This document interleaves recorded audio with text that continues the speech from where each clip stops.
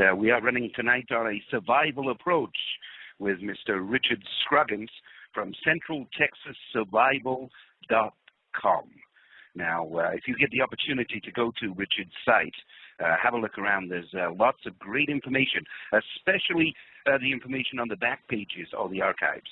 Have a look around. There's some great stuff up there. Good evening, Richard. Welcome to the show. Thank you. How are you, Colin? I'm excellent, sir. Thank you very much. I do appreciate you taking the time to come to us tonight. Richard, let's start by giving our listeners a little bit of your background. How did you come by all of these survival skills that you put up on your website? Well, like I say on the website, it really started out as something I learned from my dad. My dad had been in the Army, and he had been stationed in Korea, and he wanted his sons to have the knowledge and ability to survive if something happened. And he was fond of saying when I was a kid that we needed to be prepared because one day we might be in the middle of the woods, get lost, and might need to be able to find our way out. So that got me started. And then I spent a few years in the military with what's called an AFSE in the Air Force of emergency management, specifically dealing with hurricanes and evacuation. Mm-hmm. Additionally, my grandfather was also a minister, and he studied prophecy and was interested very much in the end times and Revelation, and that got my interest piqued in end time study, and I sort of married the two throughout my life. And when I was doing research into survival early on, I found that there are a lot of people that talk about wilderness survival, and there are a lot of people that talk about end times, but you don't find too many people that marry the two, and that was sort of a gap for me, and that's why I started the website. But I've had a lot of experience. I was going to say, are you still there? In addition, yes, I'm here. Can you hear me?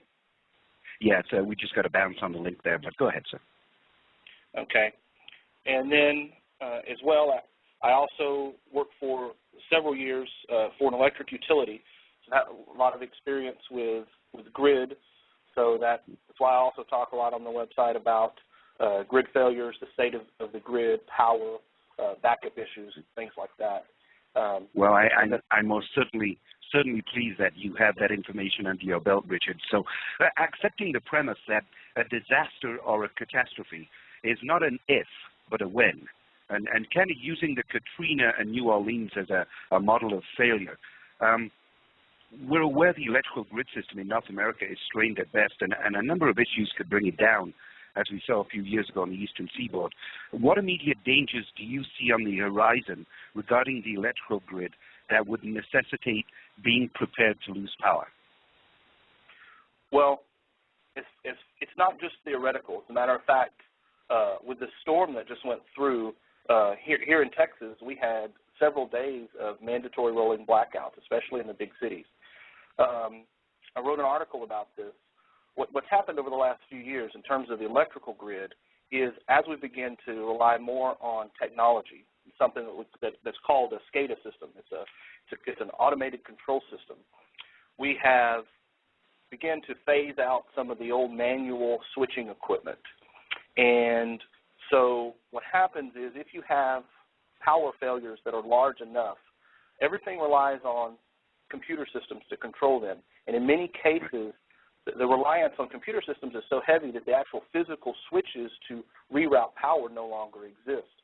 And then you couple that with the fact that many power plants are getting rid of their small generators that are called black start generators. So we have very few black start power plants, and I'll explain that a little bit.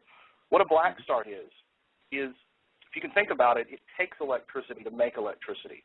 So if you have a power plant, or say the entire grid goes down and you want to start the power up from the beginning, there's no power out there. You have to have some form of generation to get the first power plant started, and they have to be isolated from the rest of the grid. And once they're brought up, then you can begin to reconnect them to other power plants to bring them online.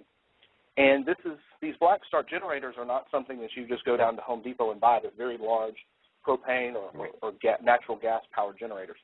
So over the last few decades, especially in Texas and throughout the country, we've begun to phase out these black start generators and power plants that have the ability to black start.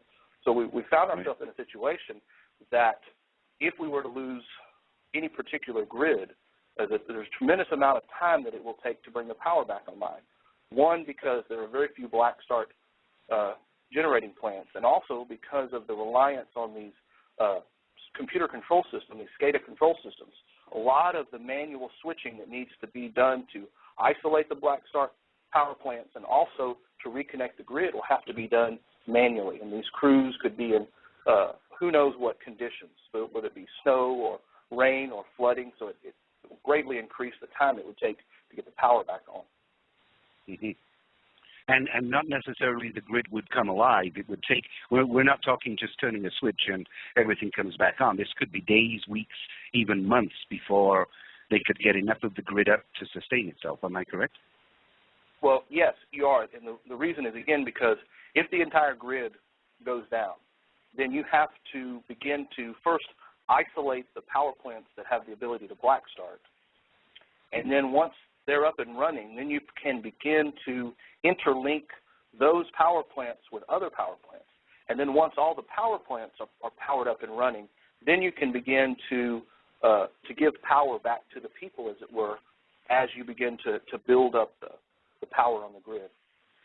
Right, right. Now, you mentioned, you briefly mentioned that we are technologically driven now, computer-driven, if you will. And we have seen those stories over the last 6-7 months where people have actually got into the grid and hacked the grid and left little love notes and such. Is that a huge threat, or are they beginning to protect the grid against stuff like that? Well, they're protecting it as best as they can, and there are rules in place, particularly in Texas. But it does happen. I've seen it firsthand. I worked at a utility in Texas that I won't name, and we did have our SCADA system hacked. So it does happen, and it can happen. And of course, we saw up in Quebec, Canada, the winter storm that came through Quebec 2 years ago, literally knocked out the Quebec grid, which of course kicked down the line and bumped out New York, and it just kept going until almost hemorrhaged, until somebody found a way of stopping it affecting the Midwest. But we had a potential at that point in time of the whole grid collapsing from a winter storm, from ice on the major power cables. It was terrifying. Yeah, it is. I remember that. And yeah, it's one of those things to where, we don't think that it can happen, but it happens on a small scale quite often. Yeah, yeah. And that's the problem, is that we are not hearing all of what is happening. We hear the majors, but we do not hear the the daily incursions onto our grid system, which is, it is very pervasive. They have identified a number of countries that have been testing whether they can actually get into the system and manipulate it. And that's quite concerning, because if a terrorist ever did get onto our electrical system, they could shut us down in a matter of minutes. Yes, they could. Yeah, and of course that doesn't cover anything like earthquakes, tsunamis, hurricanes, tornadoes, winter storms, and of course Apophis, this 390-meter wide asteroid that's going to make a close flyby in April 2013. Nobody has guaranteed that the gravitational pulls of this asteroid or its turbitude is not going to affect us, and we have seen over the last year the changes of the weather patterns, which is absolutely insane. Nobody can really judge what's going to happen tomorrow. And the electrical grid does seem to be the weak points of our system. We are so stuck with the system. Without electricity, can you imagine what North America would be like?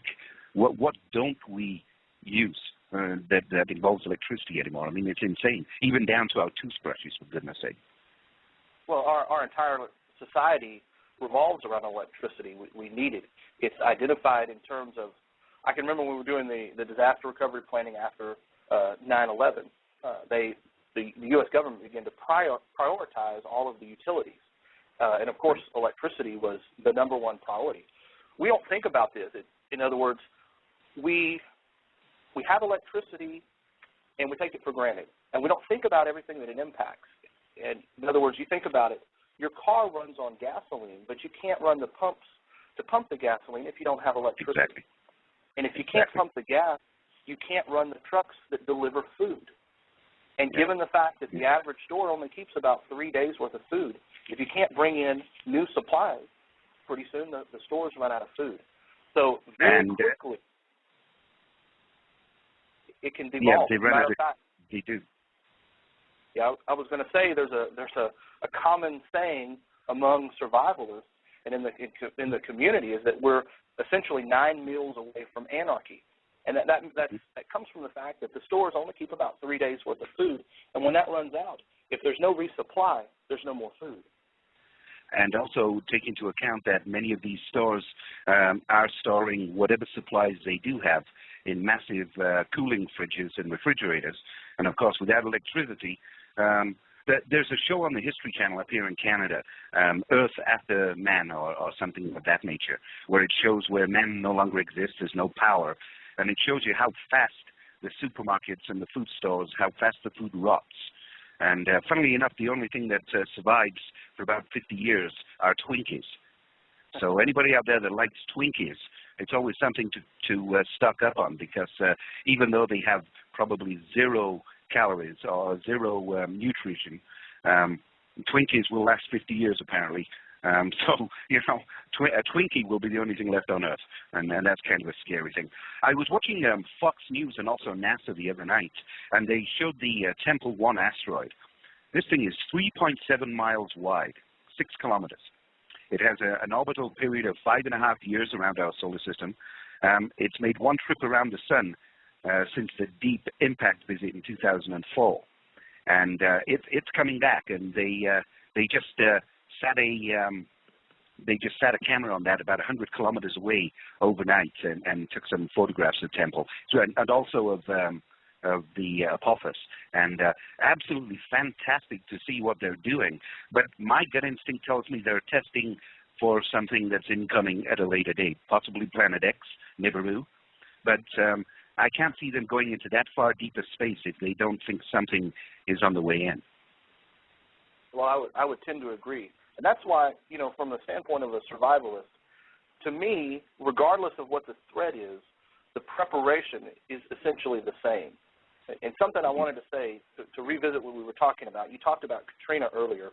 When Hurricane Ike hit Texas, I know that wasn't the same scale as Katrina. It was pretty devastating for this area. And I was with the National Guard team that went into Ike after the aftermath. I was down there for about 3 weeks in Galveston, and there was a tremendous loss of life, even though it wasn't on the scale of Katrina and Rita. And we had staged a few days before landfall, and then we went in immediately after the landfall. And on our way down there, we were, of course, in a military convoy, and you have to make periodic stops. And you would not believe the number of people, not only in vehicles but also on foot, every time that we would stop would come, you know, at us basically asking, you know, do you have any food? Do you have any water? Right. You know, we're out of food, we're out of water, we're waiting for the government response. And they look for any government outlet, be it military or police or anything, to help with the supply of food and water. Yeah, and that's exactly what happened with New Orleans. They anticipated that there would be a police service to get them through, and that there would be emergency management. And unfortunately, it just wasn't there. And when it wasn't there, the poorer section of New Orleans that didn't have the opportunity to stock up and plan were left sitting on their roofs begging for rescue. And this cannot happen again.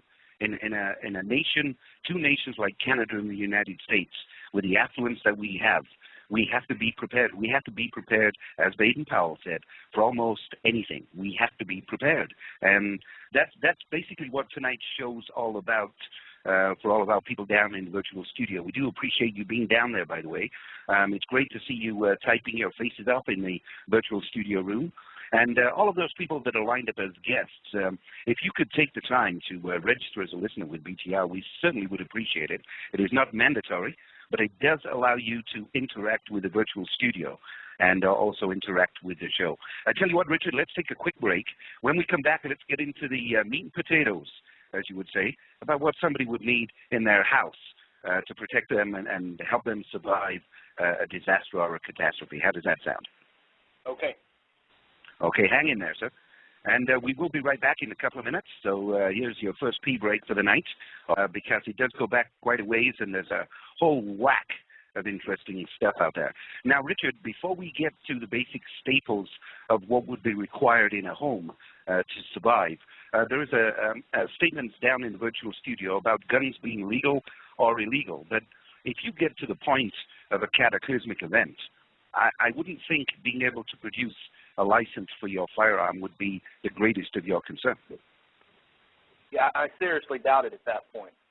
But you have to understand that guns do play into this, regardless of your political stance on them. In Katrina and Rita, there were a lot of citizens that were armed and, of course, shot at police and shot at other homes. So there is an element of defense.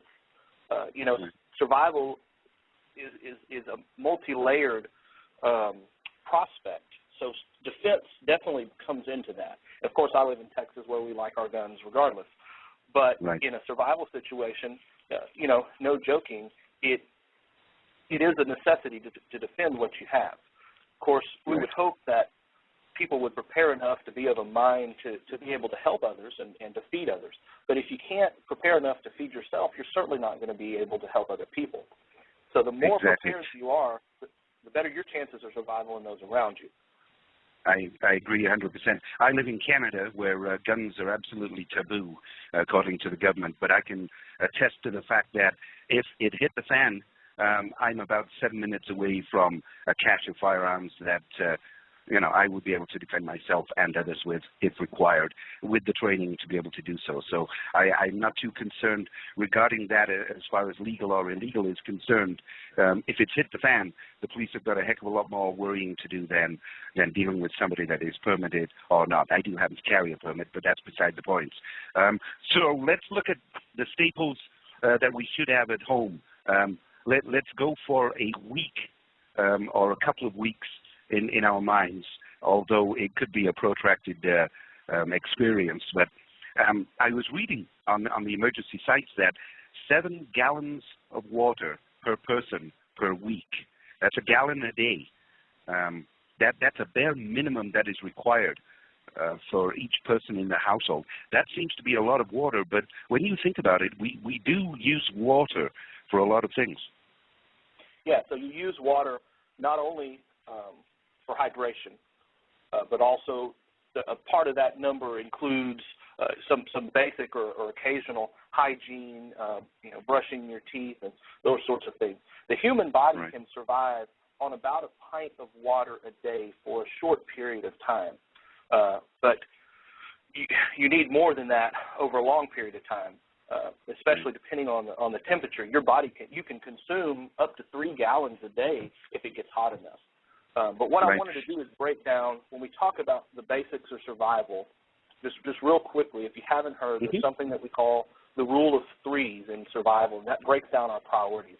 So that says that the human body can live for 3 minutes without oxygen, 3 hours exposed to harsh elements, 3 days without water, and about 3 weeks without food. So we prioritize, obviously, in most situations we're going to have oxygen, so that doesn't become a primary concern, although ventilation does. If you're a diehard survivalist and if you're housing yourself underground, ventilation is extremely important. So of course you've got to worry about that. You've got to be in a ventilated area. It takes about 3 cubic feet of air per minute to sustain the human body, and up to 10 cubic feet per minute if the temperature is hot enough. But the next priority is, of course, water. The body can go for several weeks without food, but you've got to have water. If it's hot enough, you can die without water in a matter of hours. So you've got to have water. Like you said, at least a gallon a day per person. More is preferred if you can get it. And then, of course, you want food. There are several different ways that you can store food. Canned goods is good. They have an extremely long shelf life. There are several varieties of powdered foods that you can get, like Mountain House or Augustin Farms make these. You can get dry products what I do is we get buy rice and cornmeal and things and vacuum seal those with an oxygen absorber in Mylar bags and seal that just like they would commercially. But one thing I wanted to note too on canned goods, when you talk about food storage, one advantage that a canned good has for certainly for short term for food is that it does contain both food and water. Your canned goods are, say if it's beans or corn or something like that, it's canned with a lot of water. So in an emergency situation, if you've got canned goods, that can has food and water. So you get so it's sort of a 2-in-1 package. But what you have to do too is you have to sit down and think about how much food you're going to need. For long-term sustainability, the human body needs to get at least 1,200 calories a day, and that turns out to be, say, 1 can of beans and about 1.25 cups of cooked rice per day per person will provide you with that minimum of 1,200 calories a day. And if you can throw in, say, an energy bar for breakfast or something, that helps you kind of to sustain or get over that 1,200 calorie mark. So you would advise that cans of beans, rice, and energy bars would be the bare minimum of a sustainable 1,200 calorie diet. Yeah, beans are good because in terms of canned goods, they're cheap. Beans and rice together make up a complete protein that the body needs. Very few foods, or at least without meat, give the body complete proteins, but beans combined with rice do. And basically rice is stored in a very small area, and basically it can be vacuum packed and it cooks to double the size. So rice is good. It's hearty. And what you have to think about too is that harder grains have a better storage. Softer grains like cornmeal that's already processed or flour are more susceptible to infestations of bugs like weevils and things like that. So your harder grains are good. And someone had mentioned peanut butter. Peanut butter is good. It provides a lot of nutrition. Just a few spoonfuls of peanut butter provides a lot of nutrition and calories. And that's really what it's about in a survival situation, is getting calories. In a normal day-to-day setting, you wouldn't think about eating something like Crisco or vegetable oil. But in a survival situation, it has a lot of calories. And that's really the name of the game. The end of the day in survival is getting your body with the calories that it needs. Yeah. Now, with rice, of course, you'd have to rehydrate that, or you would have to you would have to soften it up somehow or cook it somehow. So you would require water for that, would you not? Yes, you would require water for that. And you're going to require a heat source to cook rice. However, with rice and beans, you can put it in water and leave it for about 12 or 14 hours, and it does become edible. So many of these grains will hydrate without heat. Remember, heat is a catalyst for chemical reactions. So heat just, for the most part, speeds up that process. They will absorb the moisture if given enough time. But these are the sorts of things that you have to think about. If you're going to want to cook food, you're going to need a heat source, and that requires fuel. True. Now, the one thing we do want to remind people that if we do have a cataclysmic event and you have no heat, no light, no power, for the love of God, do not bring your propane barbecue inside the house to cook. Do not do it under any conditions, because you will kill yourself. And we have seen it happen a number of times. Yeah, you don't want to cook with anything that's going to put off fumes or smoke or anything like that. So if you can't cook with your natural, what you normally have, in other words, a lot of people that live in rural areas have propane that's connected externally to the stove, or in disasters, a lot of times the pressure in the natural gas lines is enough to continue to run the stove for a few days. Also, there are other alternatives that don't put off fumes. There are small alcohol stoves that you can buy. There are survival fuel canisters that you can get. Basically, you certainly wouldn't want to deal with any kind of wood flame or anything like that unless you had the means to operate it like a wood stove. So right, if right. you can Now, go ahead, sir. Sorry. I was going to say now, the best is if you can cook with some means that's already there, your existing stove, or prepare your meals without cooking if you don't have that means. Like I said, your rice and beans will absorb water over time. You can prepare that the night before so that it's edible the next morning. Your canned goods don't need to be necessarily cooked. However, I do want to also throw one caveat out there. A lot of people use home canned foods, can up their own foods. One thing that you have to be aware of is that there's always a risk of botulinum toxin with any home canned foods. So you really are supposed to bring your home canned foods at least to a boil for a few minutes before you eat them. You don't have to worry about that with commercially canned foods. But if there are people out there that are preparing and are preparing their own home canned foods, you do have to think about that. Yeah, you do have to it's called pasteurizing, isn't it? You do have to pasteurize it. Well, you do that when you do the initial canning process, but even afterwards, if it's a home canned food, you have to bring it up to the boiling temperature for a few minutes before you consume it, just to eliminate all risk of food poisoning. Right, right. So, water purification tablets, are they easily purchased? Are they cheap? And would they be a good thing to be putting into this kit? Yes, they are. Water purification tablets are good. You can use iodine, and you could also purify with just standard bleach. You want to make sure that you don't get any sort of scented bleach, but a few drops of bleach will purify water.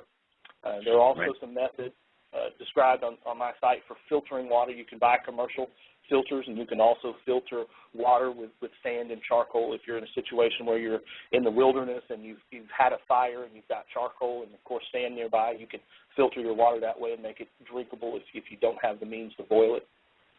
Gotcha. Now, with these, obviously, the water that you would be stocking takes you for as long as it will take you. I mean, people try and economize, but I'm quite sure that it would not take long under our normal consumption to go through a whack of saved water. So the water purification tablets would be good if you were taking water from streams, rivers, natural wells, and the like. So basically any water source that's available. You are going to need to go foraging for water.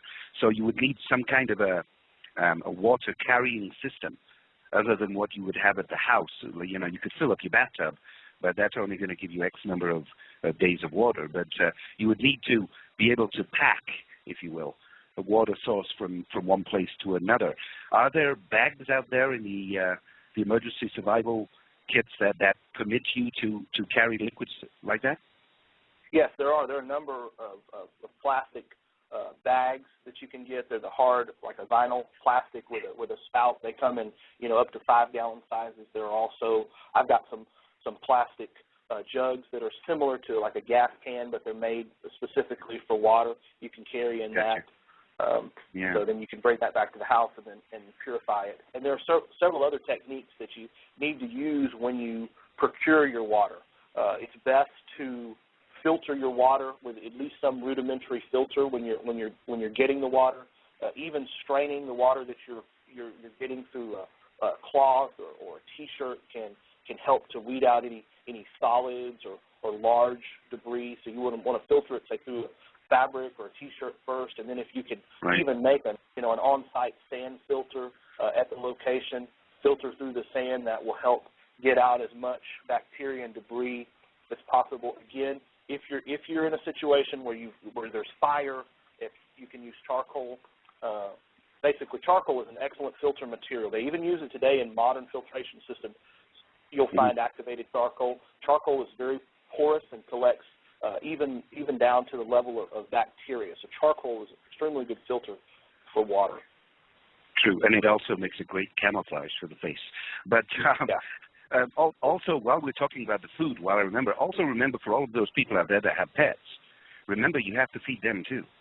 You cannot expect them to eat what you are eating, so you must make a contingency to feed those pets. And God forbid that you'll end up eating them, but you must feed those pets. So you also have to take that into consideration when creating an emergency kit. Now, of course, first aid kit is obviously a priority that you definitely need, because there's going to be no emergency assistance. There's going to be no 911 as such. Exactly. So you need a good, well-stocked emergency kit, first aid kit. You need more than just what comes in your average kit.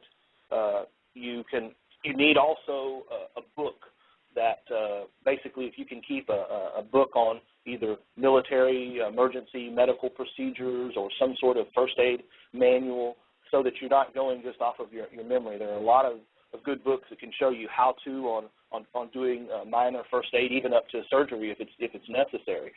Keeping supplies, that's something that, you know, the federal government probably doesn't like us to talk about, but there are a lot of drugs like, or even, you know, say antibiotics that you cannot acquire without a prescription, but you can get at your local feed store that are sold for animals, but are in fact the same exact chemical. Like in terms of antibiotics, you can buy oxytetracycline for pigs and cows. It's the exact same formula that's given for humans. And in a world where debris is floating around and perhaps disease is rampant, the need for antibiotics is going to be high. So, you know, I would stock up on antibiotics as well as your standard things that come in a first aid kit, such as, you know, anti-clotting agents, bandages, wraps, and those sorts of things. Right, and as well as your own prescriptions for whatever ails you, and non-prescription medications is always a good thing to have in your first aid kit, because you never know when you're going to need them. As well as take a first aid course with the Red Cross, and keep current on the abilities of the Red Cross and first aid specialists. I hold a ticket as an emergency medical responder, so I have to recertify every 6 months. And believe me, the information I had 3 years ago compared to the information I have today is night and day. That's how much it changes on a continuous basis. So people out there, make sure you've got a first aid certificate, or at least a basic understanding of the human body and its interaction. Because without that, if you get yourself a wound and you do not treat it properly, by the time you realize you have trouble, you could be almost dead. And that's always a consideration. So make sure your first aid is up to date, people out there, even if you never use it. And it may not be you. It may be your friend down the street, or your sister, brother, mother, child, your grandparents, anybody, or your animals who you are trying to keep alive. So first aid is a very, very important issue here. And let me tell you a quick story, Richard. I think you'll get a kick out of this. It's a little off the beaten track, but it comes back to survival. I was 7 years old, and I was angry at my parents. So I grabbed a couple of cans out of the cupboard and threw them in a bag, and I told my mom and dad I was leaving home and I was done. I was going to go join the circus or whatever. And I took off, and they let me go. And I went off to my secret little place in the woods, and I sat there for about an hour and a half, and I started to get hungry. And I opened up my bag, and I pulled out those cans, and then I suddenly realized I didn't have. I went home. So make sure, with all of these cans of beans that you're going to stock up on, you actually have a manual can opener, not an electric can opener, a manual, old-style camping can opener, because you'll starve to death if you don't. Yep. And flashlight batteries, that's another thing we need, right? Yep, you need flashlights, batteries, extra batteries, anything that you would use. People don't think about this. You know, in a survival situation, you're going to be consuming food, but then you're also going to be getting rid of it as well. So you have to have extra toilet paper and the normal necessities that maintain, you know, life, your lifestyle, what you use. Exactly. So lots of things that you have to think about, and it's the good idea if you can, you know, get these things ahead of time. Do a little bit of practice, do some mock drills. I know in the in emergency management and disaster recovery, we do semi-annual drills, and you learn from practicing what you don't have and what you need. Right. And it's amazing as we build the list, of course, lights and matches, something to cause fire. Yes, matches are good, and what you can do is, if you can, acquire waterproof matches. If you can't, if you've got a candle, you can light a candle and wait till the wax begins to build up, and you can dip traditional matches in the wax and make your own waterproof matches. Another thing to think about is, if you're going to buy matches, do your best to buy strike anywhere matches, because a lot of the matches that are sold today require that you have the box that they come in to strike them. That's a safety feature, but if you have the matches and you lose the box, the matches are no good without the box. So try to acquire strike anywhere matches. You know what, that's a fabulous thought, because I hadn't even considered that. Of course, you need the little striker on the side to make, and that's the only thing that's going to fire those. I've tried lighting those without the striker, and it's no fun at all. Yeah, yeah. Now, also, if you're in a house setting, I was told a long time ago to make sure that you have some tools, wrenches to shut off water and gas supplies. You know, if there's a gas rupture, or you know, you need to be able to manipulate whatever utilities that you have left, and you may need to repair something. So make sure you have the basic tool system in place too. Yes. Yeah, you need. So. Go ahead. Well, I was just thinking, you know, the more you think, the more you need. And I'm thinking disposable cups, plates, and utensils, so you conserve water. So you don't, you know, I'm a bachelor. I don't like to wash up, and I think paper plates and throwaway cups and that is absolutely a fabulous, ingenious idea. Yeah, and what you can do is, if you stock up on canned goods, you can open the can, you eat the food, you drink the water, and then you throw away the can, and there's no plate or anything like that. There you go. So that's a way. That's another way.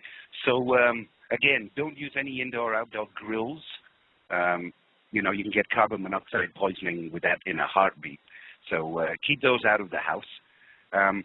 Now, they talk about using a regular phone system rather than cell phones, because obviously cells are going to be out. But I believe that the phone system would probably also be out, would it not? Or does that run on a different current system? Well, yes, it will be out, and yes, it does run on a different system. So what happens is, your phone is powered from the central office. And if you have a standard power outage, say, you know, I'm out at my house and a tree falls on a line and I lose power, but the phone office does not, well, then my phone will stay up because it's powered from the other end. But if it's a large enough power outage that the central office is affected, then, of course, all the phones will be dead. And that's why a lot of times you'll have a localized outage. You pick up the phone, it still works. And we get in that mindset that we think, well, the phones worked the last time we had a power outage, it'll work the next time. Well, if the outage is large enough, the phone, it won't work. And we get in these thought processes, just like the water. A lot of survivalists and people that are preparing think, well, I'll store up food, and people neglect water because we think of water as being free from the tap. You go to the tap, you turn it on, you get water. It's always there. And so you have to think that there's a possibility if the power goes out, it won't be there. It'll be there for a little while because water works a little bit different. You've got pressure in the line, but when that pressure runs out, the water won't be there. Right, exactly. And down in the virtual studio, they're talking about bug-out bags, jump kits, as we call them in Canada. And we will get to that in just a few minutes. We're going to switch over from the house setting to when you're out in the wilderness, what are you going to do?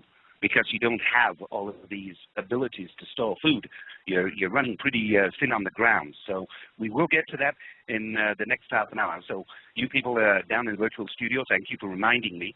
Hang in there and don't go away. We will get to that. Before we close out this segment, Richard, crank radios, how efficient are they? These hand crank radios and hand crank flashlights, are they a good thing to have, or do they create more energy than they're worth? Well, hand crank radios and flashlights work pretty good. I've got several. And, you get, about a minute of cranking will get you a few minutes of power. Of course, the radios take more energy than the lights do. But you have to be careful. Some models are more robust than others, but they do work. It's a technology that's been around for a long time. The crank radios have been used in the military for decades, so they do work. Right. They are good. but, you know, you need to, don't put all your eggs in one basket. It's a good thing to have a flashlight that runs on batteries, and it's a good thing to have a crank flashlight. If one fails, you've got the other one as a backup. But they do work. It's an old technology. It's proven, and they do work. Right. And right. Now, go ahead. Sorry, I lost you on the bounce there. Try again. I was going to say, and again, I know you're talking specifically about the emergency radios that receive weather, and like they are good. There are also some crank radios for two-way communications. I know we're not specifically talking about those, but if you have those, you have to remember that most of those are for very short-range communication. Now, the weather radios are good. They can pick up the signal from a long way away. Right. Now, if a catastrophe hits, does the government have a shortwave system that activates that? If you had a shortwave receiver that you could listen to emergency broadcasts, is the government equipped with anything like that in North America? Well, yeah, you do have the emergency system that will come out on all the participating radio waves. What they also do here in North America is, if you're familiar, we have the CB radio or Citizens Band, and channel 9 is used for emergency communications. So there's a method of sending emergency over the Citizens Band radio, as well as we have what are called ham radio operators, and one of their auxiliary functions is to transmit emergency messages over shortwave. That's true. CQ, CQDX, CQDX. Oh, yeah, I remember the shortwave very well in the emergency systems. And while you mentioned Citizens Band Radio, there's an organization out there by the name of REACT, R-E-A-C-T, REACT, an absolutely fabulous emergency service that works on Channel 9 on any Citizens Band radio throughout North America. If you get yourself in trouble on the highway, you switch over on Citizens Band to Channel 9, and call for a REACT operator, and there is a good darn chance that that operator will be able to come back to you and help you with your assistance. I tell you what, Richard, this is a great place to take a break. We're at the top of the hour. When we return, let's look at survival in the wilderness and, of course, hunting challenges. And that should get everybody all tweaked up. What happens if you're out camping and suddenly it hits a fan and you can't go home? What are you going to do? So, Richard, should we find ourselves in a wilderness emergency survival situation, what are the survival basics? What should we be immediately concerned about if we know we can't go back to civilization? Well, I was out in the wilderness this past weekend, and it got down to 26 degrees, so I was thinking a lot about warmth. But in all seriousness, the first thing out of the gate is, when you're going anywhere where there's a possibility that you could walk off the trail, you're going to be in the wilderness, you're going to be alone, the first thing you got to do is tell your friends and family when you're leaving, where you're going to be, and when you expect to get back. Because if nobody knows that you're lost, then there's no one to send the search party. And considering that for the average person, after a very short period of time, you begin to get hungry and tired, the quicker the search and rescue is on the way, the better. That's the first thing. Okay. Now, you're in Texas, and you say it's going down to 6 degrees? No, it was 26. 26. That's 6 degrees Fahrenheit, right? 26, no, 26 sorry, 26. 26. Fahrenheit. Yeah. Right. Yeah, we had gotten a little bit. I'm saying we had gotten a little colder the weekend before. We had some snow down here, but I didn't happen to be out that weekend, so. Right. Well, just for the people in the virtual studio, I typed in our current temperatures here in Calgary, and tonight it is minus 6 degrees Celsius, and it's going down to minus 16 degrees Celsius and minus 18 degrees for Thursday. So we're going cold. We just came out of a warm spell, which was plus 4, plus 5 degrees Celsius. So extrapolate what you're telling me, Richard, and put it into those temperatures for Canadians in winter or the Midwest in winter, and you have trouble in River City without heat. So fire, shelter, water, and food, I guess, are the main staples. Am I correct? Yes. So like we said, if we go back to our rule of 3, we said after oxygen, we could die of exposure to the elements in as little as 3 hours. So in that case, so we prioritize, we say we have oxygen, water is further down the list, so our number one concern is protection from the elements. So it's fire. So basically, what you need to do is you need to know several ways to produce fire, and you need to carry at least one or two methods of fire production on your person at all times, and especially if you're in a situation where you could walk off the trail. So that means waterproof matches, a lighter. What I carry at all times on my person is something called a ferrocerium rod, and that's basically a man-made flint, and it has a little magnesium mixed in with it, and it's formed into a hard rod, and you can strike that with a knife or a rock and produce very hot sparks. Oh, okay. So those are sort of some of the modern things that you can take with you. Myself, I'm practiced at making fire in many primitive methods, including friction fire and flint and stone, but most people don't have those abilities. And if you're not practiced in that, you're not going to get a fire from rubbing two sticks together with no prior practice. It's very difficult. It takes a long time to learn it and to perfect it. So the best way is to make sure that you have some modern means of fire production with you at all times.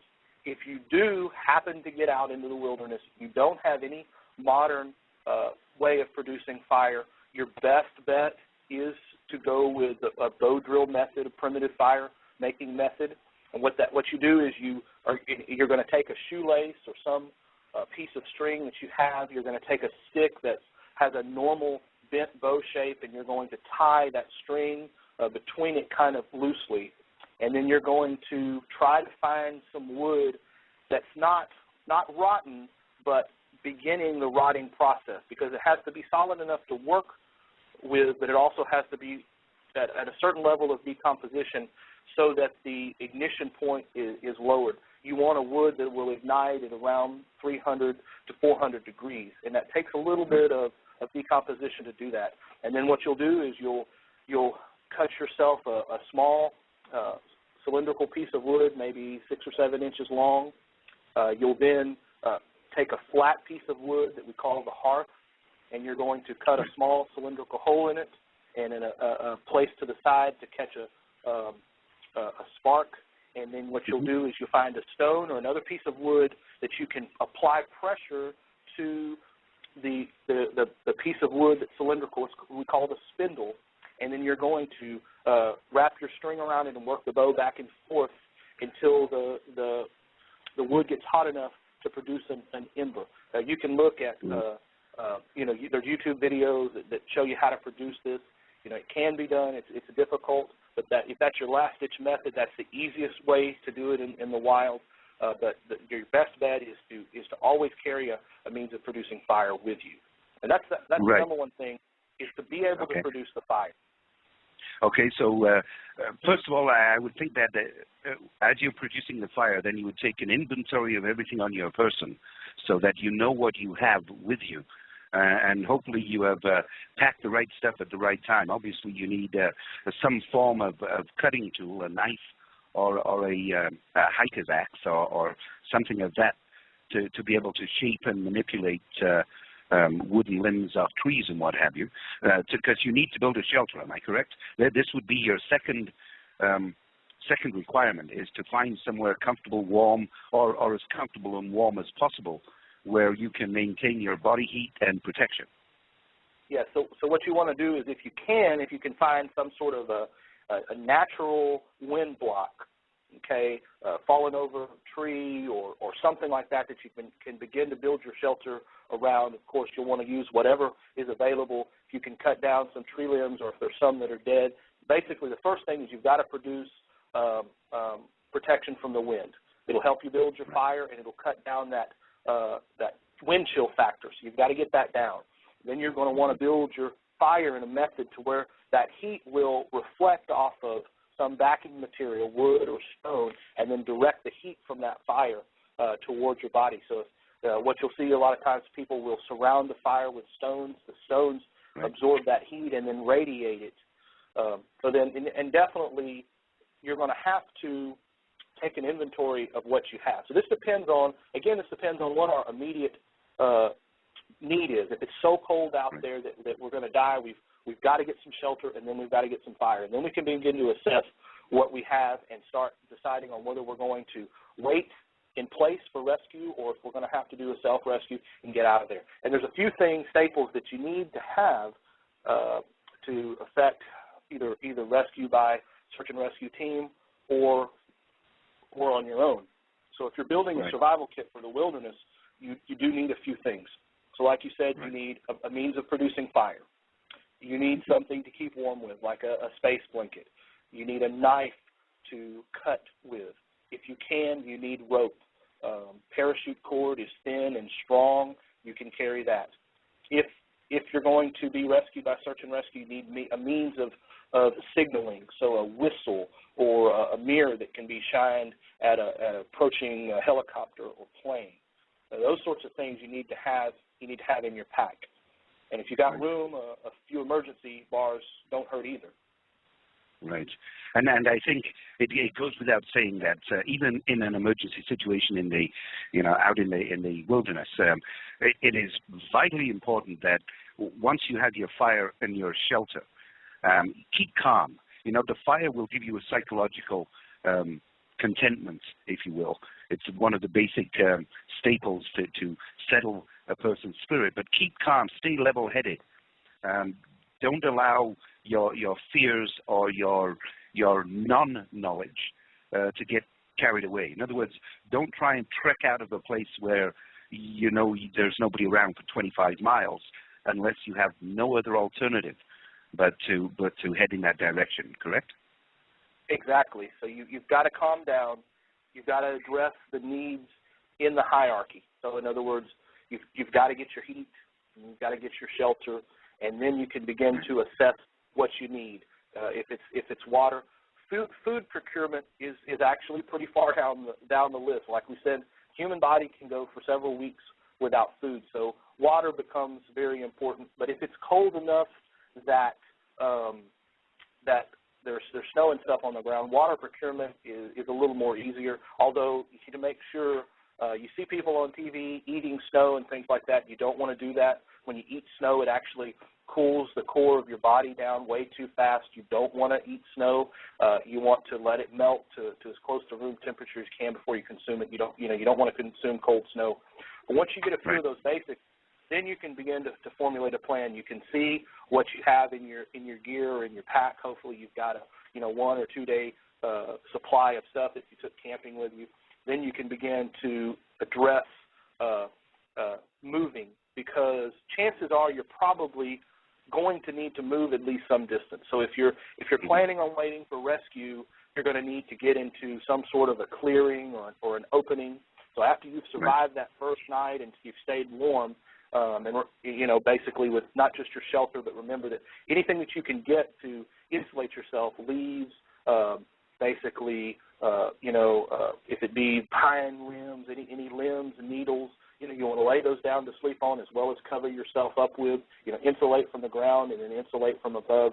But when you survive that first night, then you have to formulate a plan. Like I said, you're probably going to have to move either to find an opening where you can be seen by search and rescue, or walk your way out. So you've got to determine where you're at. So you need to know beforehand going into an area, you need to know relatively where it is.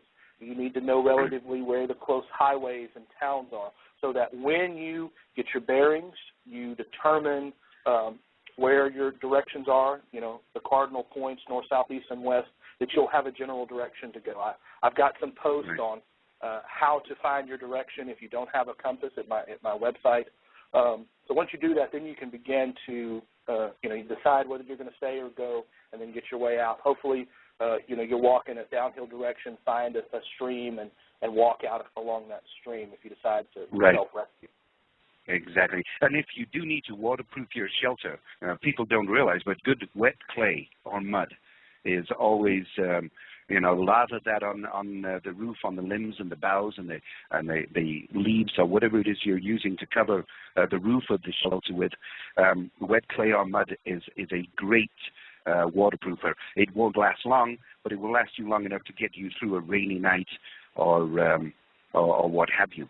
Now, in a desert emergency situation, of course, that's a totally different thing. You have to get the moisture from the night dew, and that's a totally different set of circumstances. You need to stretch out a tarp of some kind to catch that dew, and you'd have to collect it before sunrise because it would be done pretty darn quick, I would think.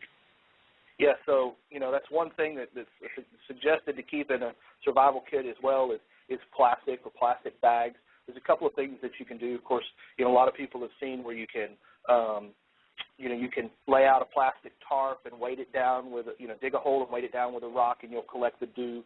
You can also take a piece of plastic and wrap it around a tree limb and tie it off, and the moisture from that tree will basically come out and fill the bag. There are a couple of different methods that you can use to get water. You can also dig with it if you can find what looks like an old stream. If you'll dig in the bend of the stream, that tends to hold water longest. You can dig for water. Of course, now there's always everybody talks about, well, you can cut open a cactus and you can get water. It's true and it's not true. Some cactuses are produce water. Others are poisonous. There are also plants that look like cactus and are not. So you need to avoid that if you can. Right. And of course, just going back to the forest setting or the camping setting. Whatever you do, people out there, I don't know where this legend came from, but don't eat mushrooms or fungus. There's a couple of reasons for this. First, mushrooms have little or no caloric value, none. They burn more energy eating and digesting than they do give you calories. And the second reason is, of course, toxicity. Many mushrooms will literally poison you, and some will give you a real good buzz. But don't attempt to eat mushrooms, no matter what the circumstances are. Even if you know they're edible, the calorie return it just isn't worth it. It just isn't worth it. So, stay away from that stuff. Find yourself something you can bend into a hook and go fishing if you have to, or step into a stream and turn over a few rocks and look for some crawfish, or look for some crustaceans that'll get you through if you have to. But, mushrooms, not a good idea, especially if they have a hallucinogenic, because that's not going to get you through the night. That's going to send you off into la-la land, and you're going to head in way wrong direction for sure. I tell you what, if this is okay with you, Richard, we would be normally ending in 9 minutes, but I'd like to hold you over and we'll go to the top of the hour, only because we have a few phone calls holding up on the line, and we've been going a little long here. So I tell you what we're going to do. We'll take, we'll just keep going. I have on the line a young fellow by the name of Steve, and Steve, I'm going to bring you up on the line here, and you have a statement or questions for Richard regarding survival? Yes, I do. Thank you, Colin. Thank you, Richard, for a very informative broadcast for sure. Preparedness is key in survival, and anyone who's listening to this broadcast tonight should certainly take this to heed, because I've actually, lived in California a good part of my life since I was about 6 years old, and I've experienced several earthquakes. But I think it was in 1994. I was about 2.5 miles from the epicenter of the Northridge earthquake, and about 4:20 in the morning, that thing literally rocked me out of bed, and I thought it was the end of the world. I had food in the house. I had canned goods, food for my dogs, some dried goods. But what happened was there was no electricity, there was no phone, no water, and I did have a portable radio, always kept flashlights, candles, matches, lighters, reading material, puzzles, but I needed water. I didn't stock up with water because I took it for granted, like most people do. They go through their life thinking, yeah, I'll just turn on the tap water, just go down to fast food, go down to the store, everything's going to be great. Well, what I realized, it was an eye-opener, that there was no water, and luckily there was a supermarket probably about 3 blocks away. When I walked over there, I thought I was in Disneyland, because the line coming out of the market was as long as one of the most popular rides there. And everybody, of course, was waiting for water, for gallons of plastic jugs of water. And, of course, they were selling them for like $5, $6 a jug. And I bought a few. And from that day on, I always, made sure that this would never happen again. Now, luckily, it was only about 3 days without the power, without the water, and they got things back to normal.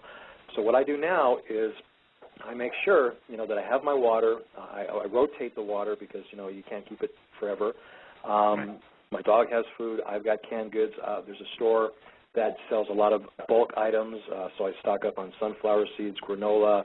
You were talking earlier about, beans and rice and things that will last, have a good shelf life. Of course, medical supplies. And, I've got a couple questions and a couple comments. You mentioned about, when you go out camping, you definitely want to make sure someone knows about it. It brings to mind the movie 127 Hours, where this guy was an experienced hiker, and he made like 12 ounces of water last 127 hours. If you've seen the movie, he wanted to guzzle the whole thing down, but he knew he couldn't or he would have died. Unfortunately, he didn't tell anybody where he was going, so that's an excellent point. You have to do that. I am leading to a question, so bear with me. A couple of things. Okay, first of all, you touched on, and bear with me because I tuned in about 20 minutes late, but so there may be things you've already touched on.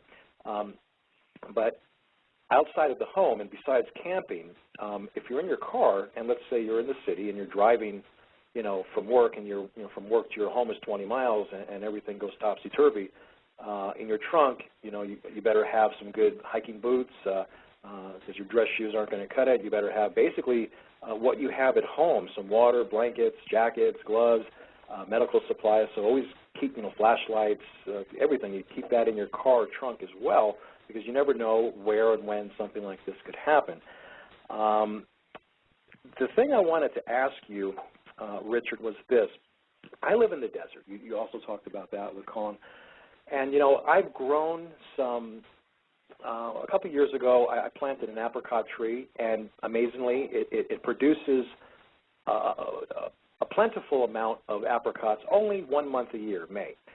The orange trees aren't doing so good.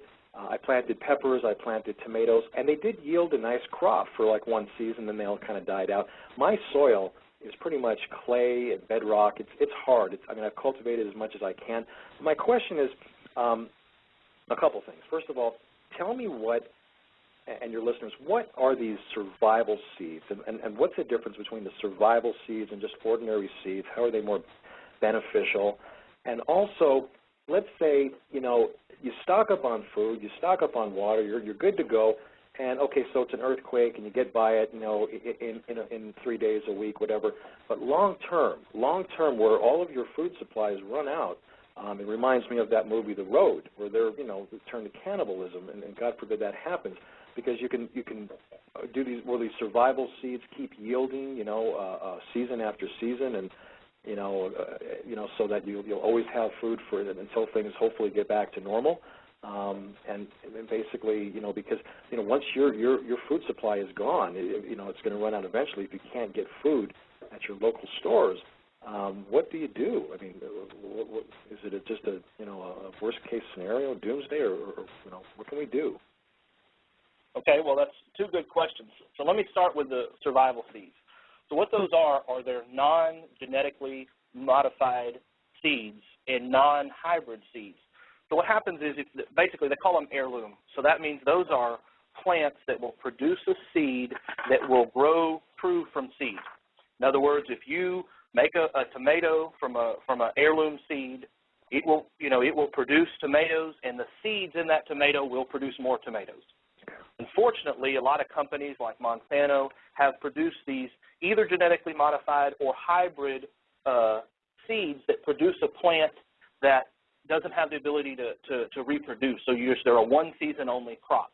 And you can see if you're a company that makes and sells seeds, it's to your advantage if you want to keep making money to make seeds that don't continue to produce plants. So that's what they are. They're plants that have been modified through not only gene modification, but also through selective breeding to where they just won't continue to produce after the first season. So these survivalist seeds are heirloom seeds. So you want to have them, and there have actually been some laws that want to place that want to govern the purchase of heirloom seeds, for this particular reason. Unfortunately, in the state that we have, the lobbyists write the laws, so You know, they're just out to protect their profits. So that's the story behind the survivalist seed. As far as long term, yes, you want to have the ability to have a garden, so with these heirloom seeds, so that you can continue to produce. The other thing is to learn, if you can, to live off the land a little bit. In other words, if you look back at some of the more primitive societies, we call them primitive, whether it be, you know, Native Americans or these, you know, Ice Age men that lived in Europe, they saw the surrounding wilderness as a supermarket. There's a post, it's probably in the archive section of my site, that covers like an introduction into wild edibles. You need to be careful with edibles because a lot of foods in the wild are poisonous. As a matter of fact, about 60% of all plants contain some, at least, poisonous parts. You've got to be real careful with identification. But if you can start out, learn 5, 10 plants that are very common in your area that you commonly recognize, especially things that you would recognize, like, you know, nuts, pecans, walnuts. Everybody knows what an acorn looks like. These sorts of ways. Learn what they are. Learn to prepare them. Begin to experiment. Then you can see that long-term survival. We know historically that human beings have sustained themselves for thousands of years off of large percentages of nuts like acorns. Acorns are a staple food. They're easy to identify. They produce a lot of food. There's a small preparation before you eat them. They have a lot of tannic acid, so you have to leach out the tannic acid. You do that by a process called parboiling. So, in other words, you boil the nuts once you peel the shell away, and you change the water till they get a good, clean, taste, and the harshness of that tannic acid is gone. But we're going to have to. So you've got to get these staple starches like nuts, and tubers and things like that you can easily identify. Add in some leafy greens that are easy to identify, and then hopefully if you can hunt or catch some wild game, begin to get back into that sort of agricultural and animal husbandry mindset where you begin to keep animals and let them produce. So I don't think that we will lose the ability to produce and procure food. We just have to know what we're doing, and we have to get that knowledge and pass it down to the next generation. And as far as identifying, toxic plants, I guess to put into your survival kit would not be a bad idea to obtain a book that will show you what's good and what's bad. What you want is, you want something like what's called a field guide. There are several field guides, and the field guides give you photos, descriptions. You have to be extremely careful. So what you want to do, and this is what I write about, is you want to identify plants to start with that do not have what's called a poison twin. So in wild edibles, a poison twin is a plant that looks a whole lot like an edible plant, but it's not edible. It's very, very close. I'll talk about like Queen Anne's lace, which is a wild carrot. There's several people that have been killed eating this because it looks exactly like a wild carrot. The difference is if you look at the flower, there's a large white flower, and on the Queen Anne's lace or wild carrot, there's a red dot in the middle of the flower. On the poison hemlock, there's not a red dot, and there are a few other subtle differences. But if you hold the two plants together, if you're novice, they look very similar. And there have been even a lot of survival experts that have died from eating poison hemlock when they thought it was wild carrots. So you've got to be extremely careful. You've got to know that you've got positive identification. And unfortunately, there are not a lot of hard and fast rules. There are a few rules when it comes to identifying plants, but not many. You really have to know and identify each plant. And you have to know that it's edible. Yeah, and what's amazing is that it's almost nature's way of telling you, even though it might be a very little subtle, insignificant detail, but it's nature's way of saying, hey, this is the bad one. Yeah, exactly, and that's a good point. So purchase a field guide. That's probably about the best way. Or take time when you're surfing the Internet and go look for field guides and information on the Internet. Become proactive. Don't be reactive. Once it hits the fan, you don't have time to go knocking on the bookstore door and saying, do you have a field guide? You know, you need to get ahead of this. One question coming out of the virtual studio, Richard, in a bug-out situation, what is the best way to filter water? Now, assuming that the water, you don't have purification tablets, you said sand would be a good way of doing it, or charcoal, correct? Sand and charcoal. So what you want to do is find some cylindrical, vessel, whether it be, a Coke bottle or something like that, larger is better. And you want to filter that water in a couple of layers. So the first thing that you want to do is you want to strain that water coming in through a cloth like a T-shirt so that you catch all those large particles. And then you want to have several layers of sand and charcoal, a few inches thick. So the sand filters out the larger particles, and the charcoal with those microscopic holes that it has catches all the fine particles and bacteria, those sorts of things. And then you filter that through several layers. And then if you can boil it, better. If not, in most cases, it's safe. Another step that you can do is ultraviolet light will also purify water. So if you can strain your water, then put it in a clear plastic bottle and expose it to sunlight for about an hour, the ultraviolet light will also kill bacteria. So if you can't boil it, you should at least expose it to sunlight for about an hour. Richard, when you're saying strain it, what type of material, like a cheesecloth or something? I mean, when you're straining the water through the charcoal, I didn't quite get that. So what you would do is you would say you had a Coke bottle or something, okay. And you would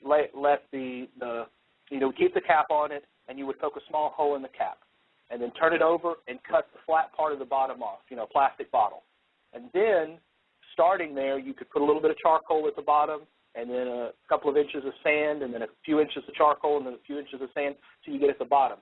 Then wrap the top of that in a shirt or some sort of a cloth, so that when you pour the water in, it's just like a coffee filter. It catches all the solids. And then that water filters down through the bottle, and then you will try to catch it in another bottle.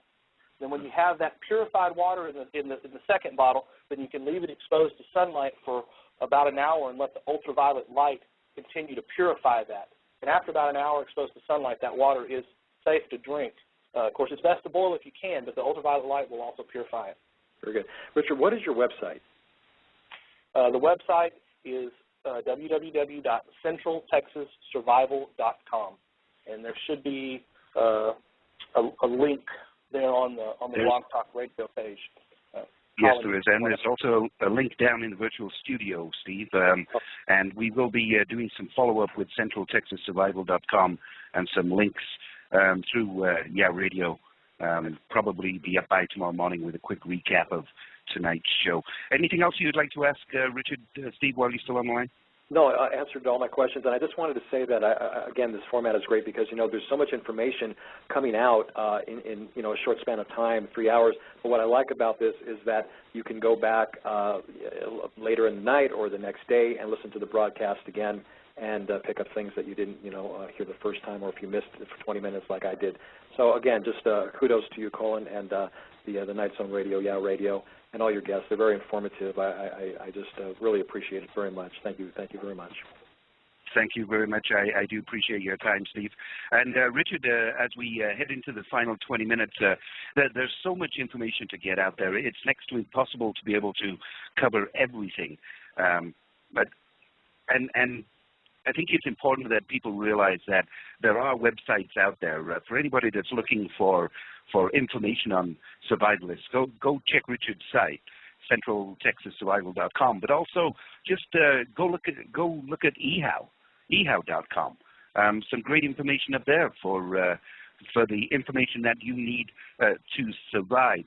Now, Richard, we've covered the household survival. We've covered the wilderness survival. How about these the theory of jump kits or the bug out kits? Now, obviously, you're going to have to travel a little lighter than you would if you were sat at home with all of these supplies.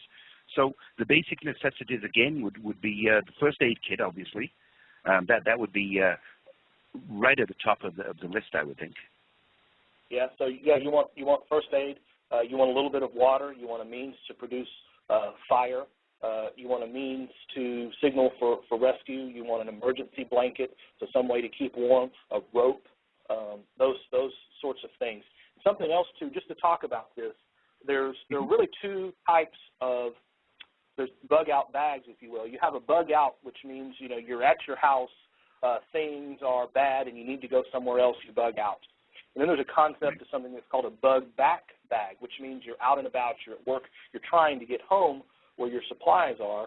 And so they're basically the same, but different in the sense that one is the supplies that you need to get home where the rest of your supplies are, knowing that you may or may not make it, and the other one that says, well, everything has hit the fan, we've got to go somewhere else. So if you're bugging back, like you said, it's going to be lightweight. It's probably just a backpack, something that can be kept in the car to get home those few miles. If you're actually bugging out, you're planning on traveling for probably several days or weeks to get to a place that is sustainable for long-term survival. So a bug-out bag is going to be larger. It's several days of food. It's several days' worth of water. It's perhaps, if you have it and have room for it, it's a tent rather than just making a shelter every night. Something else I want to talk about, like these bug-back scenarios and bags. The gentleman that called earlier talked about having emergency supplies in the car, needing to get home. If you take the same route home from work every day, the route that you take in a vehicle may not be the same that you take on foot. So you need to plan this route ahead.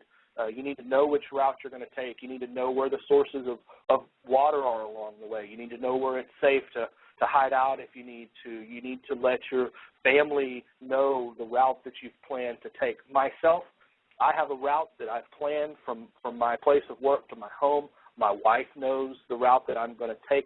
So if for some reason I'm stranded, but she has a vehicle that works, if she chooses to come after me or whatever, I'm on the route that we've pre-planned. So really, this is all about planning ahead and practicing. That's the thing.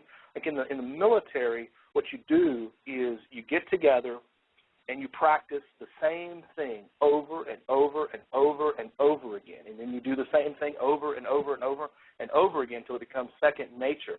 And that's what you want. Is if you're in that survival situation, you don't want to panic. You want to say, okay, I've practiced this. I've got my kid. I know my route. Get on the road. I'm going to stop at this place and fill up on some water when I run out. You want to have that plan ahead of time. Mm-hmm.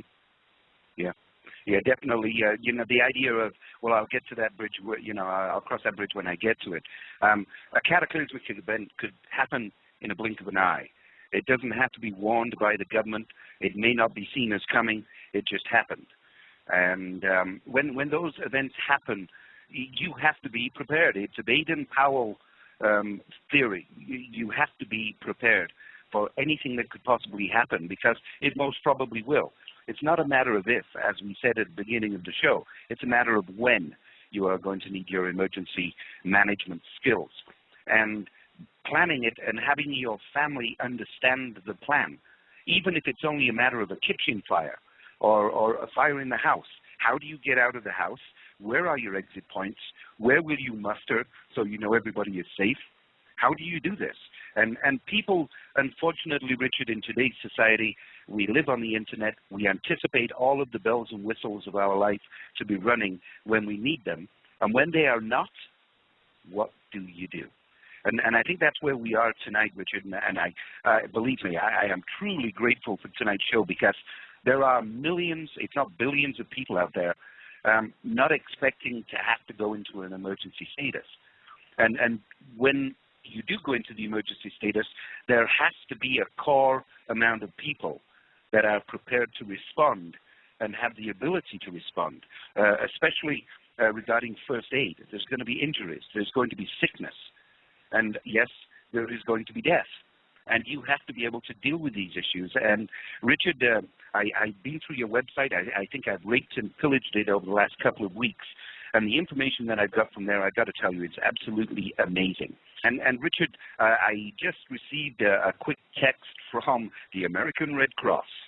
And they have given me a list of what's required in a first aid kit, and I'm just going to bang through it as quickly as possible. It seems to me you'd need a pickup truck to move all of this, but they say each first aid kit should include various size bandages, sterile dressing, a conforming roller gauze bandage, 2 triangle bandages, 2 3x3 sterile gauze pads, 2 4x4 sterile gauze pads, a roll of 3-inch cohesive bandage, germicidal hand wipes or sanitizer, antiseptic wipes, large medical non-latex gloves, adhesive tape, antibacterial ointment, a cold pack, scissors, and tweezers. It is also a good idea to pack a space blanket, emergency knife, and waterproof matches, especially if these are in your vehicle. Now, on your website, you mentioned something that I use absolutely every day, in fact, 3 or 4 times a day, and that's hand sanitizer. Yes. As a starting tool for matches to get a fire going. Yeah, so hand sanitizer is very flammable. You know, the warning says don't smoke and within a few minutes of cleaning your hands. But that's one thing is in high wind conditions, it's not always that easy to start a fire with a single match. As a matter of fact, certain people with no experience can go through an entire book of matches and never start a fire. Wood is combustible, but it requires a certain amount of heat. You have to get it up to a flash point. So the alcohol in the hand sanitizer is very flammable, and that gel kind of helps to keep it from evaporating. So if you've got some, if you can put it out and rub a little bit on some of your kindling, get it in a pile, just the smallest amount of flame will get that started, and that will help you get that first little bit of coals that will make sure that your fire lives and grows. As we look at the jump kits, we've looked at the vehicle emergency kits and the first aid, and we've looked at the survival in the wilderness. Now, this is presuming that all services have ended, and that is a very real possibility, as it happened in New Orleans. For, I think, 4 days, there was absolutely no services available. Now, given that, are there other methods of survival that don't get into the survival guides that you have learned in hunting that you could share with our audience? Well, of course, a lot of people talk about hunting and trapping. Of course, that's as a hobby, I hunt game, and in Texas, the big prize is white-tailed deer. So you need a hunting rifle if you're going to hunt with for game with a rifle, or if you can't have a gun, if you can have a bow and an arrow. A lot of people can hunt with bow and arrow. Of course, you have to be a lot closer to the game, because they get spooked. So if you're going to hunt with a rifle, it gives you a lot more distance. But you have to have ammunition too. A lot of people hunt, keep a rifle, and don't keep but 20 rounds of ammunition. You've got to have enough to get yourself through that. Through whatever time it is. If it's long term, you've got to come up with other methods. Primitive hunters have hunted with bow and arrow, with spear, but predominantly what you'll find if you look throughout history, even though we call our ancestors hunter-gatherers, they were really more trappers and gatherers. They got their game, their large game, with baited pit traps. So they would dig a hole and they would put some food down there that would draw the animal. They would cover that pit with small sticks and leaves, and then of course when the animal came along to get the food, they'd fall in the pit. So that's a common method of hunting because it's efficient. In other words, that pit for large game is working while you're off doing other things, while you're gardening. So trapping is really a more efficient means of gathering food long term. That's what our ancestors did. They were far more trappers than they were actual hunters. Right.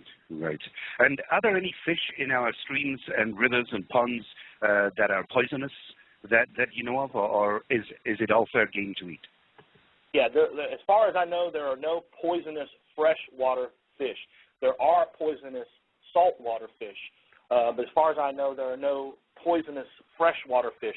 Of course, even with the saltwater, you should avoid, like with fish, you want to avoid the liver and things like that. Stick to the meat itself. Avoid the organ meat in fish, particularly because a lot of our streams are polluted. They're starting to find things like caffeine and Valium and things like that in our fish and streams, and especially they collect the the liver and the other organs. So you want to avoid that. Of course, cook your food. Right. Richard, this has been an absolutely fabulous 2 hours. I can't believe we've blown through it already. Sir, you're a wealth of knowledge, and I invite all of our guests, current and the future archives, to go to centraltexassurvival.com, check out your information, make contact with you, and I'm sure there's thousands of more questions out there we could ask, and this will be an ongoing situation, and I hope at another time that we can meet up again and have another show like this, sir. Sure, anytime. Anytime at all. You just let me know if you have something you wish to tell. But tell me, before you disappear, tell me about these cargo containers. Oh, the shipping containers. So yeah. A lot of people have the plan that if they're going to bug out, as we talked about, they've got some place to go, rural property, something like that.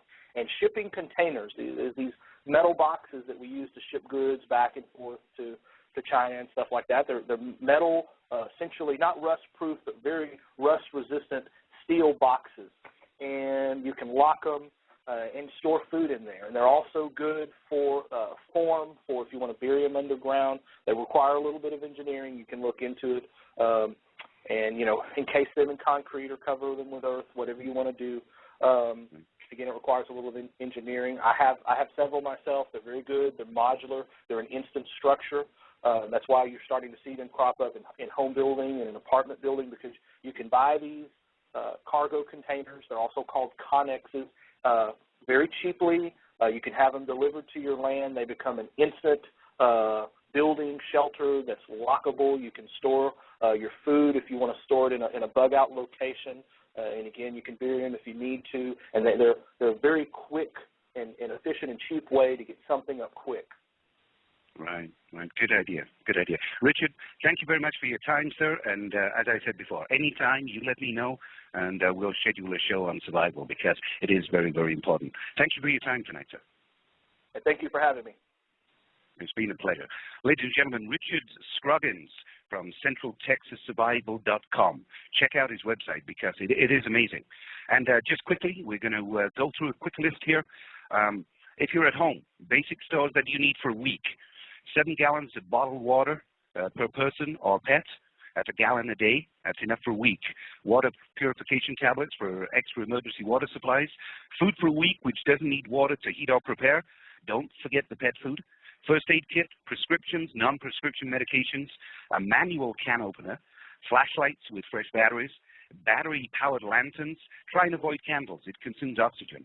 Battery-powered radio or hand crank radio, fresh batteries, lighters or matches. Water and gas supply. Keep them next to the valves. You might need them. Disposable cups, plates, utensils to conserve water.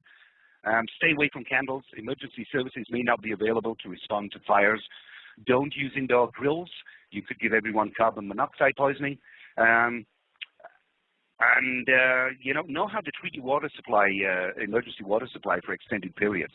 You know, if you can stay away from batteries, that's good. Use hand crank radios, as I said earlier. It has been an absolute pleasure. I can't believe we blew through 2 hours.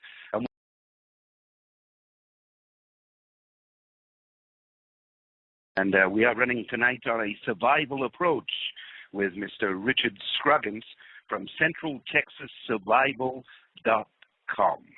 Now, if you get the opportunity to go to Richard's site, have a look around. There's lots of great information, especially the information on the back pages or the archives.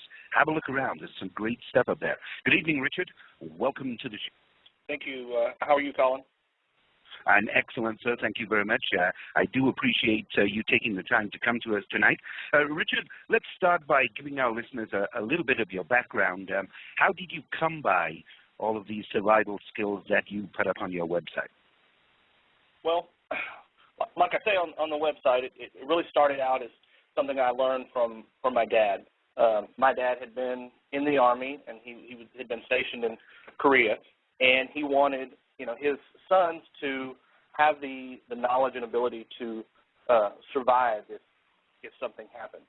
And he was fond of saying when I was a kid that we needed to be prepared, because one day we might be in the middle of the woods, get lost, and might need to be able to find our way out. So that got me started.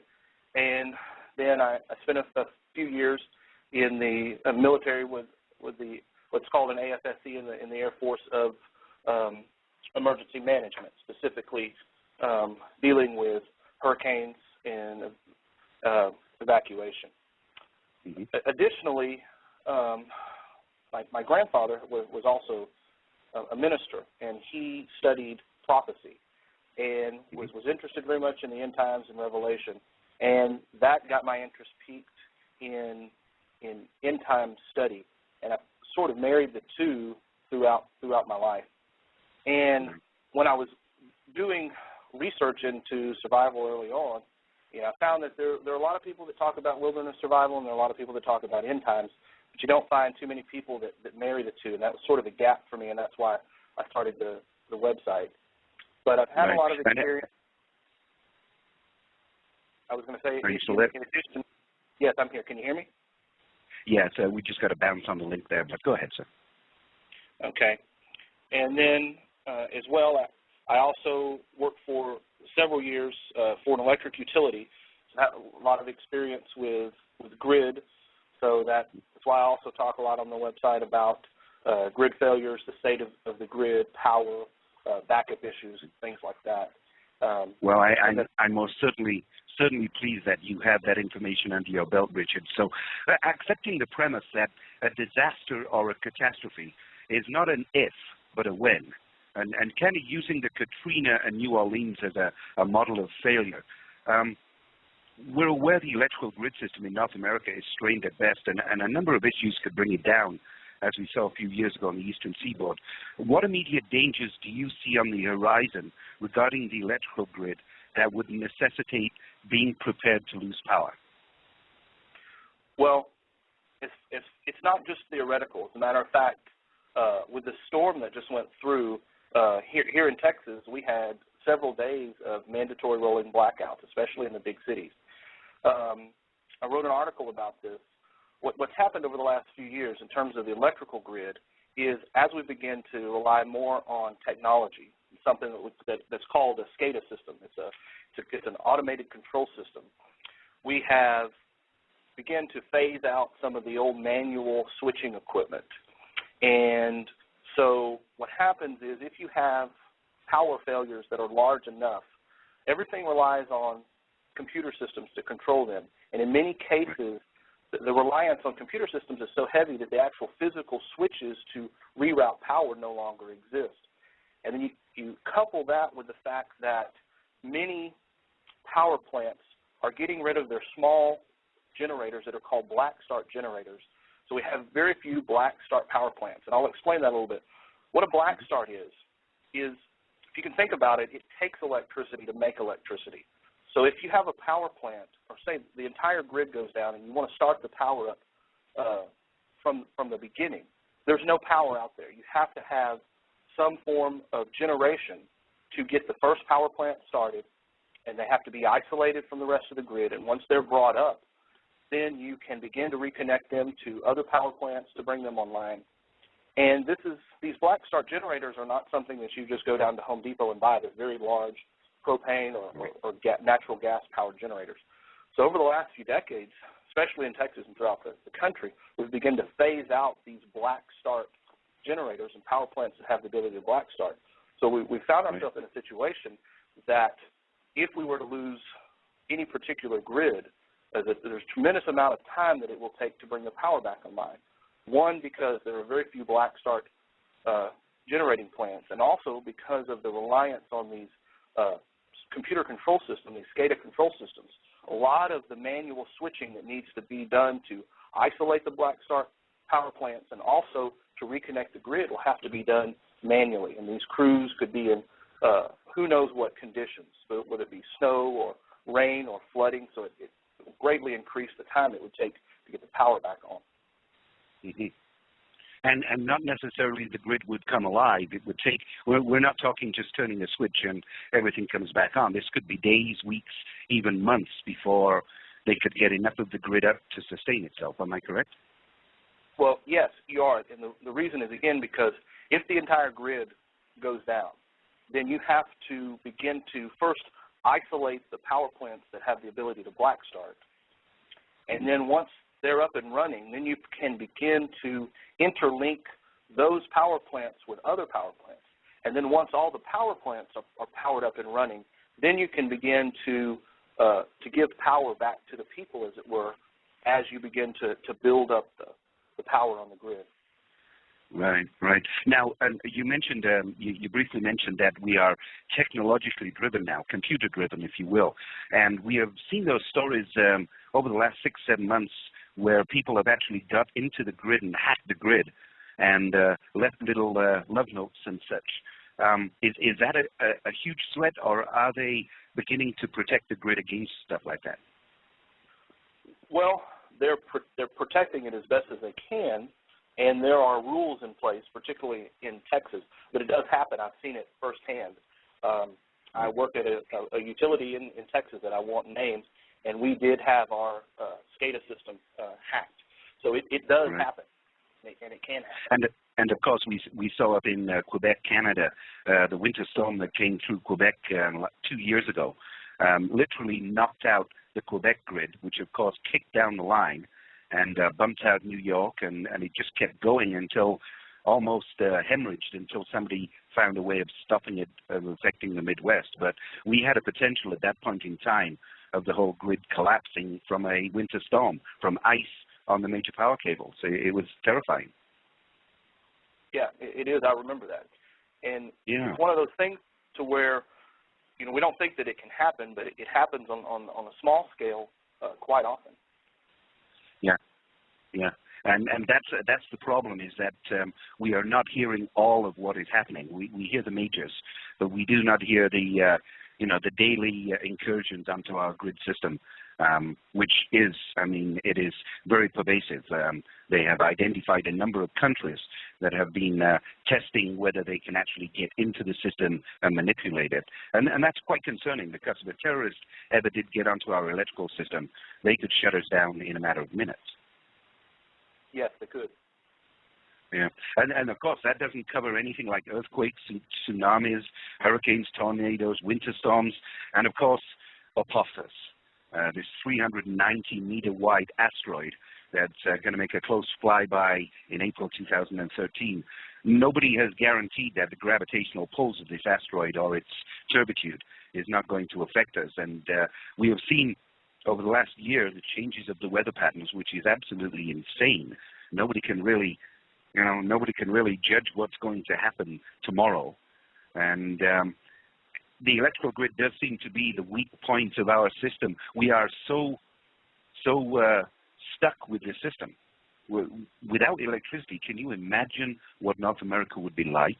What don't we use that involves electricity anymore? It's insane, even down to our toothbrushes, for goodness sake. Well, our entire society revolves around electricity. We need it. It's identified in terms of, I can remember when we were doing the disaster recovery planning after 9/11, the U.S. government began to prioritize all of the utilities. And of course, electricity was the number one priority. We don't think about this. In other words, we have electricity and we take it for granted. And we don't think about everything that it impacts. And in other words, you think about it, your car runs on gasoline, but you can't run the pumps to pump the gasoline if you don't have electricity. Exactly. And if you can't pump the gas, you can't run the trucks that deliver food. And given the fact that the average store only keeps about 3 days worth of food, if you can't bring in new supplies, pretty soon the stores run out of food. So very quickly, it can devolve. Yeah, they run out of, they do. Yeah, I was going to say there's a common saying among survivalists and in the community is that we're essentially 9 meals away from anarchy, and that comes from the fact that the stores only keep about 3 days worth of food, and when that runs out, if there's no resupply, there's no more food. And also take into account that many of these stores are storing whatever supplies they do have in massive cooling fridges and refrigerators, and of course without electricity. There's a show on the History Channel up here in Canada, Earth After Man or something of that nature, where it shows where man no longer exists, there's no power, and it shows you how fast the supermarkets and the food stores, how fast the food rots. And funnily enough, the only thing that survives for about 50 years are Twinkies. So anybody out there that likes Twinkies, it's always something to stock up on, because even though they have probably 0 calories or 0 nutrition, Twinkies will last 50 years apparently. So, you know, a Twinkie will be the only thing left on Earth, and that's kind of a scary thing. I was watching Fox News and also NASA the other night, and they showed the Temple 1 asteroid. This thing is 3.7 miles wide, 6 kilometers. It has an orbital period of 5.5 years around our solar system. It's made one trip around the sun since the deep impact visit in 2004. And it's coming back, and they just sat a camera on that about 100 kilometers away overnight and took some photographs of Temple, and also of the Apophis, and absolutely fantastic to see what they're doing. But my gut instinct tells me they're testing for something that's incoming at a later date, possibly Planet X, Nibiru. But I can't see them going into that far deeper space if they don't think something is on the way in. Well, I would tend to agree. And that's why, you know, from the standpoint of a survivalist, to me, regardless of what the threat is, the preparation is essentially the same. And something I wanted to say, to revisit what we were talking about, you talked about Katrina earlier. When Hurricane Ike hit Texas, I know that wasn't the same scale as Katrina. It was pretty devastating for this area. And I was with the National Guard team that went into Ike after the aftermath. I was down there for about 3 weeks in Galveston, and